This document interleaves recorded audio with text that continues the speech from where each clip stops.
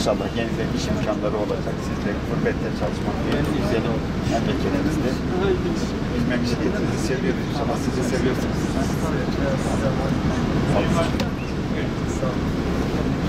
Allah bağışta sizler geldi. İstanbul'a gelsin. Daha önce Allah dikkat edelim. Yaşlılarla çok artık gösterdi. Yaşlılarımızla bu bayramda gelip uzaktan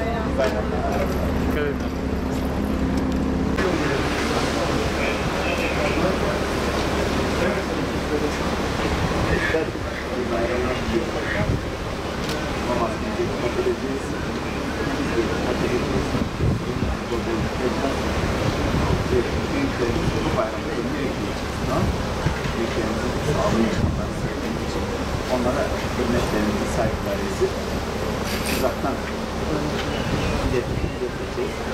İyi bayramlar. Müziğimiz var mı? Var. İyi bayramlar diliyoruz. Nereden geliyoruz? Merkezden mi?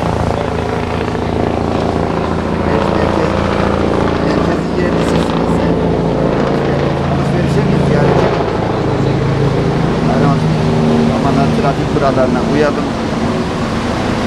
Zaten hanımefendiye emanetsin herhalde. O gerekli ikazları yapıyordur. Onun için iyi bayramlar diliyoruz. Özellikle şerit konusunda azami dikkat gösterelim. Bayramlardaki kazalarımızın büyük bir kısmı şerit ihlallerinden kaynaklanıyor. Acele etmeyeceğiz. 5 dakika geç olsun ama sevdiklerimizi üzmeyelim. Sevdiklerimizi bu bayramda. Ev nerede? Merkezde mi? Lojmanda oturuyoruz. Lojmanda oturuyorsunuz. Alışverişe mi? Evet. İyi, hadi bayram alışverişine. Evet. Aman trafik kurallarına uyalım. Biraz pandemi de var. Alışveriş yaparken kapalı mekanlarda çok durmamaya özen gösterelim. Sizden de bir arkadaşlar herhalde sıkıntı çıktı değil mi? Yani bizim Başka yerde. Tamam. Bak kim var burada? Maskesini de takmış. Aferin. Bak, bugünden itibaren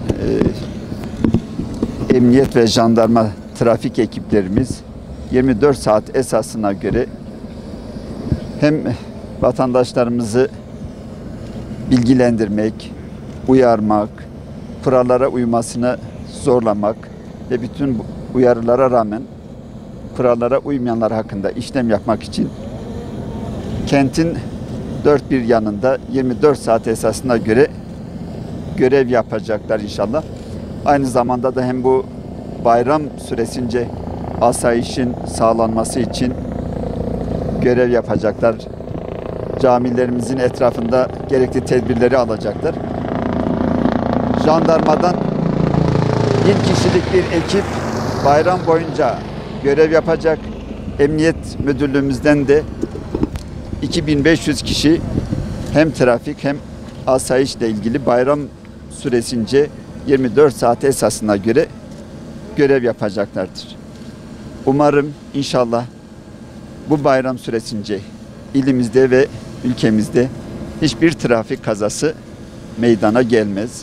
Temel amacımız trafik kazalarının meydana gelmemesi, insanlarımızın sevdiklerine kazasız belasız kavuşmaları ve bu bayram pandemi sürecine denk geldiği için de trafik ekiplerimiz aynı zamanda insanlarımızı pandemi konusundaki maske, temizlik ve sosyal mesafe konusunda uyarmaktadır. Aynı zamanda da özellikle bu sene şerit ihlallerinin yapılmaması için, çünkü trafik kazalarımızın çoğu şerit ihlallerinden kaynaklanmaktadır.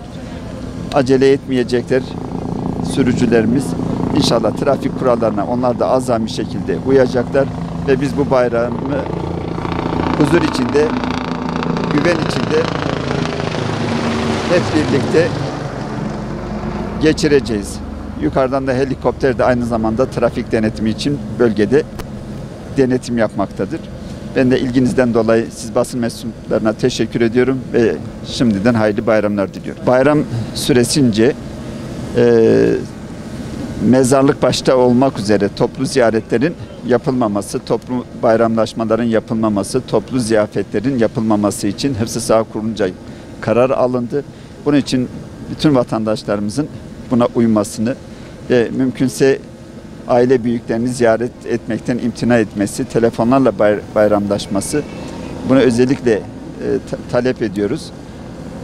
İnşallah bu bayramı sevdiklerimizi üzmeden hep birlikte atlatırız. Ve trafikte de temel bir prensibimiz, bir sloganımız var. İnşallah trafikte her yıl daha iyiye diye bir sloganımızla inşallah her günümüz bir önceki günümüzden daha iyi olacak. Her yılımız bir önceki yıldan daha iyi olacak. Ben ilginiz için teşekkür ediyorum.